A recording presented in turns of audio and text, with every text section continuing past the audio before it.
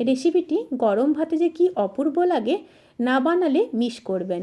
ভীষণই সহজ রেসিপিটি বানানো, আর এক থালা ভাত অনায়াসেই শেষ হবে এই একটি পদেই। গুড ইভিনিং এভরিওয়ান, শতাব্দীর কিচেনে আপনাদের সবাইকে স্বাগত জানাই। আজকের রেসিপি শিম বাটা। তাহলে চলুন শুরু করা যাক আজকের এই সহজ এবং সুস্বাদু রেসিপি। প্রথমে শিমগুলোকে সেদ্ধ করে নেব। শিমগুলোকে ভালো করে কেটে ধুয়ে নিয়েছি। শিমগুলোকে সেদ্ধ করে নিয়ে তারপর ফিরে আসছি। শিমগুলো সেদ্ধ হয়ে গেছে, এবার পেস্ট করে নেব। আপনাদের কাছে যদি মিক্সার গ্রাইন্ডার না থাকে তাহলে আপনারা শিলনোড়ায় বেটে নিতে পারেন। আর দিয়ে দেবো একটা কাঁচা লঙ্কা। লঙ্কার পরিমাণটা আপনারা বাড়িয়ে নিতে পারেন। দিয়ে পেস্ট রেডি করে নিয়ে তারপর ফিরে আসছি। এবার কড়াইতে সর্ষের তেল দিয়ে দেব। তেল গরম হয়ে গেলে দিয়ে দেব হাফ চামচ কালো জিরে, দুটো শুকনো লঙ্কা দিয়ে একটু নেড়ে নেব।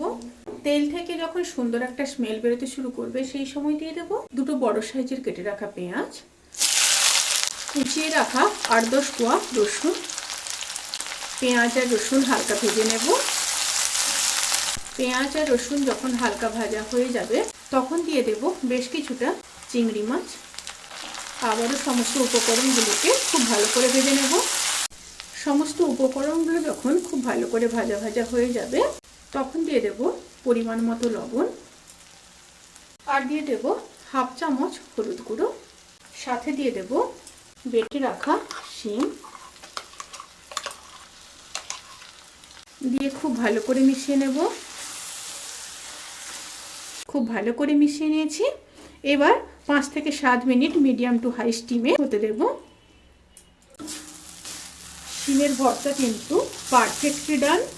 এবার নামানোর আগে বেশ কিছুটা ধনেপাতা দিয়ে দেব, আর ওপর থেকে একটু কাঁচা সর্ষের তেল দিয়ে দেব।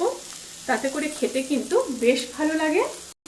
এবার খুব ভালো করে মিশিয়ে নেব।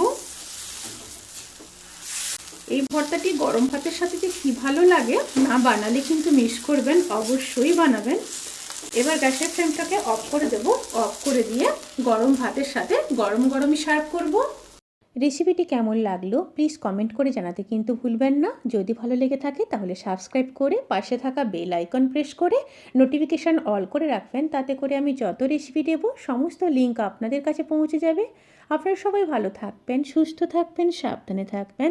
আজকের মতো এই পর্যন্ত। পরের ভিডিওর জন্য অপেক্ষা করুন। টাটা।